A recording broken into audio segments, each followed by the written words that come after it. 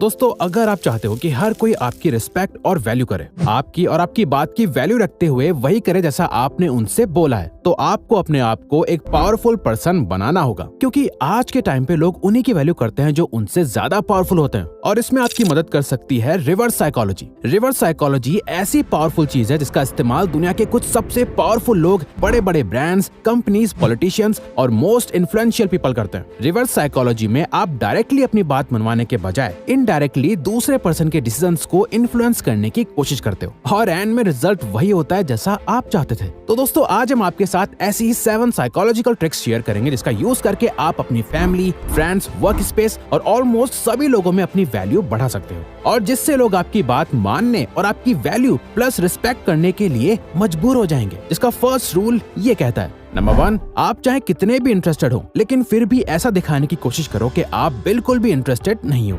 University of Arizona के एक social psychology के प्रोफेसर के अकॉर्डिंग इंसानों में नॉर्मली एक रिएक्टेंस होता है। जब भी किसी को लगता है कि उनकी फ्रीडम उनसे छीनी जा रही है तो वो नेचुरली उसे वापस पाने के लिए उस काम का बिल्कुल ऑपोजिट यानी उल्टा करने लगते हैं जो भी उनसे कहा जाता है। ऐसा कितनी बार होता है, आप किसी पर्सन से बहुत ज्यादा अट्रैक्ट हो जाते हो, आप उन्हें चेस करते हो पर वो तो आपसे ठीक से बात तक नहीं करते। ऐसा इसलिए होता है क्योंकि आप उनके सामने अपने वांट्स रख रहे होते हो। आप उन्हें ये दिखा रहे होते हैं कि आपको उनकी जरूरत है, जहाँ उन्हें लगता है कि आपके साथ आकर वो आपके नीड्स और विशेष को पूरा कर रहे हैं। यानी मानो जैसे इसमें उनकी इच्छा नहीं है बल्कि वो तो आपके कहने से आपके साथ आ रहे हैं। इसीलिए उनका ये रिएक्टेंस मोड एक्टिव हो जाता है और वो आपसे दूर भागने लगते हैं। सिमिलरली आपने ये भी नोटिस करा होगा कि जब कोई सेल्समैन आपको कोई चीज बेचने का ट्राई करता है वो आपके पीछे ही पड़ जाता है। इनडायरेक्टली वो आपको उस प्रोडक्ट को खरीदने के लिए फोर्स करने लगता है, तो आप खुद ही ऐसे लोगों से दूर भागने लगते हो। वहीं जो इंसान ऐसा शो करता है कि वो ज्यादा इंटरेस्टेड नहीं है, आप उसी से ज्यादा अट्रैक्ट होते हो। जो सेल्समैन आपको फोर्स करने के बजाय डिसीजन आपके ऊपर छोड़ देता है, आप उससे चीजें खरीदना ज्यादा पसंद करते हो। इसीलिए अगर आप चाहते हो कि कोई आपकी वैल्यू करे तो ऐसे रिएक्ट करो जैसे आप उसमें इंटरेस्टेड नहीं हो। नंबर 2, लोगों को वो चीज ज्यादा चाहिए होती है जो उन्हें डराती है।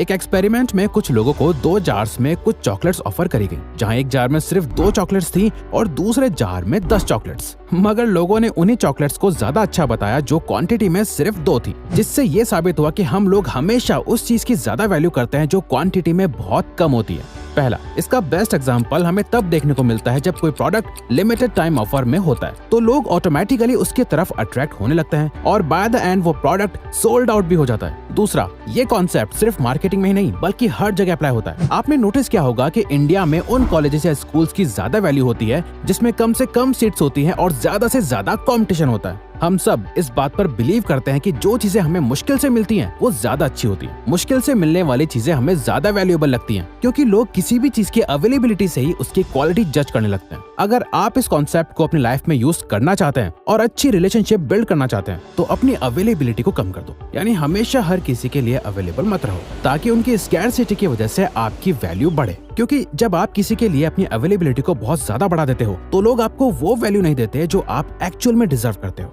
नंबर 3, गिव एंड टेक का रूल। रेस्टोरेंट्स में कई सारी स्टडीज कंडक्ट करी गई थी जहां आपने भी ये नोटिस करा होगा कि जब भी आप किसी रेस्टोरेंट जाते हो और जब वेटर बिल लेके आता है तो बिल के साथ कुछ कॉम्प्लीमेंट्री स्पेशल चीज, स्वीट्स एक्सेट्रा लेके आता है। वो कोई ऐसी चीज होती है जो आपके लिए फ्री है, जैसे कभी आपको मीठे में कुछ फ्री दिया या नॉर्मली जहां आपको बिल के साथ फ्री में सॉफ्ट देते हैं। इस स्टडी के अकॉर्डिंग जो वेटर अपने कस्टमर्स को एट द एंड एक मिंट ऑफर करते हैं उससे उनके टिप में 3% इंक्रीज हो जाता है। बट अगर वो 1 मिनट की जगह 2 मिनट देते हैं तो उनकी टिप डबल होकर 6% नहीं होती बल्कि 14% बढ़ जाती है। जहां इस रिसर्च में ये भी देखा कि जब वेटर 1 मिनट देने के बाद वापस आकर एक और मिनट देता है और उन्हें प्रेज करता है या ऐसा कुछ कहता है, for you nice people, here is an extra minute for you, इससे देखा गया कि उनके टिप में सबसे ज्यादा इंक्रीज हुआ जो नंबर 23% तक बढ़ चुका था। इस लॉ के अकॉर्डिंग ज्यादातर लोग किसी भी तरह का एहसान लेना पसंद नहीं करते। अगर आपने किसी पर्सन को अपनी पार्टी में इनवाइट करा है तो नेक्स्ट टाइम जब वो अपनी पार्टी रखेगा तो वो भी आपको बुलाएगा, वरना उसे खुद बुरा फील होगा। आप जैसा लोगों के साथ बिहेव करोगे, अगर उन्हें कोई गिफ्ट दोगे, कोई कॉम्प्लीमेंट करोगे तो इससे फर्क नहीं पड़ता कि आप कितना छोटा या बड़ा काम करते हो, वो ऑटोमेटिकली आपकी वैल्यू करने लगेंगे और आपकी रिस्पेक्ट करेंगे और किसी न किसी तरह आपको पे बैक करने की कोशिश करेंगे। पर हाँ, कोई भी चीज एक लिमिट में ही करना सही होती है। अगर आप इसे बहुत ज्यादा करने लगोगे तो लोग आपको फॉर ग्रांटेड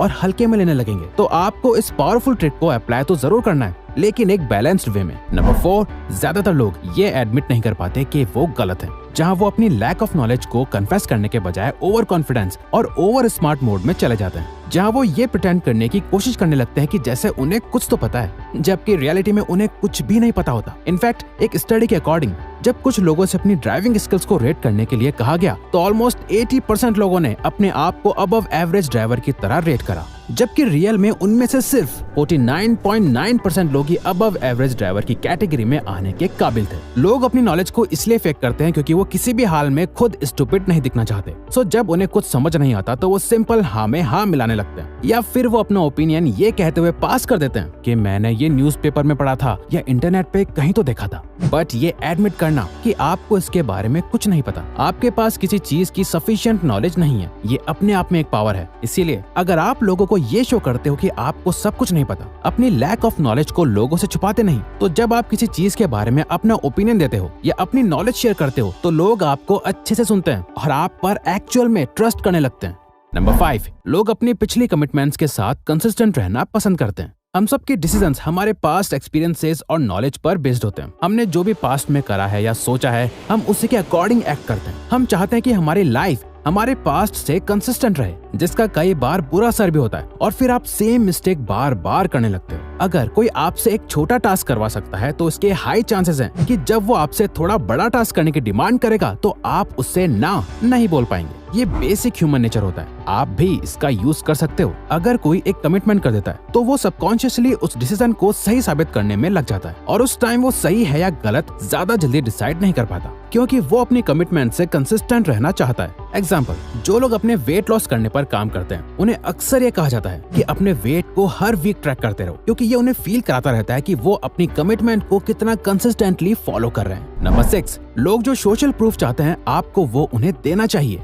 सोशल प्रूफ में हम देखते हैं कि लोग कैसे एक दूसरे को देखकर उन्हें फॉलो करने लग जाते हैं। इसे हर्ड बिहेवियर कहा जाता है। जब हम बहुत सारे लोगों को कुछ करते हुए देखते हैं तो चांसेस ज्यादा होते हैं कि हम बिना सोचे समझे उन्हें फॉलो करने लग जाते हैं। इसमें हम पीयर प्रेशर को भी देखते हैं, जिसमें हमारे आसपास के लोग हमें उस काम को करने के लिए मोटिवेट करते हैं। ये एक तरह का सोशल प्रेशर है जिसमें हमें ये फील होता है कि अगर सब लोग ये काम कर रहे हैं तो ये सही होगा। फॉर एग्जाम्पल, अगर आप ऑनलाइन एक प्रोडक्ट परचेज कर रहे हो तो क्या आप उस प्रोडक्ट को चूज करोगे जिसपे 1 रिव्यू है और 5 स्टार की रेटिंग है, या उसको जिसपे 5000 रिव्यूज हैं और 4.5 की रेटिंग है?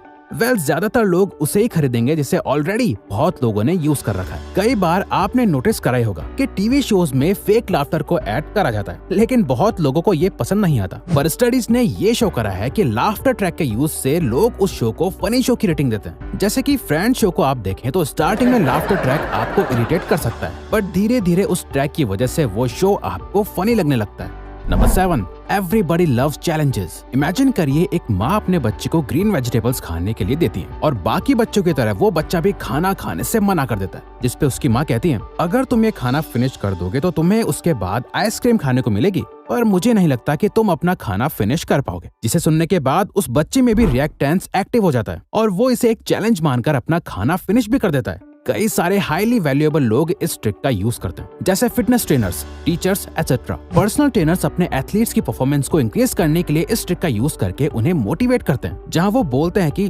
अगर तुम ये रेस जीतना चाहते हो तो तुम्हें हर दिन ट्रेनिंग करनी होगी, बट मुझे नहीं लगता कि तुम्हारे अंदर इतना सेल्फ डिसिप्लिन है कि तुम हर दिन ट्रेनिंग कर पाओ। ये सुनकर हर कोई सामने वाले को गलत प्रूव करने की कोशिश में खुद की लिमिट्स को पुश करने लगेगा और उस पर्सन की वैल्यू करने लगेगा जिसने उसकी लिमिट्स को पुश करने में उसकी हेल्प करी। तो अगर आपको ये वीडियो अच्छी लगी तो वीडियो को लाइक और सब्सक्राइब बटन पे क्लिक करके इस चैनल को सपोर्ट करो और बेल नोटिफिकेशन ऑन कर लीजिएगा ताकि आप आने वाली वीडियोस मिस न कर पाओ। Thank you for watching.